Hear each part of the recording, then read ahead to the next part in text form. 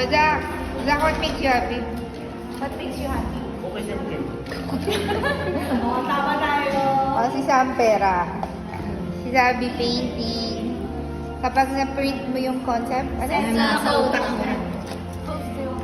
Tita Arcel. Ang galing ni Sabi. Tita Arcel po sa ice cream. Ice cream nga. Chocolate. Ito. Sagot ni Saber yun eh. Ay, tulis mo lang ang sir. What makes you happy? Ice cream. Si Lola. Lola, what makes you happy? Yun na nga, katulad ng sinabi ko. Ano?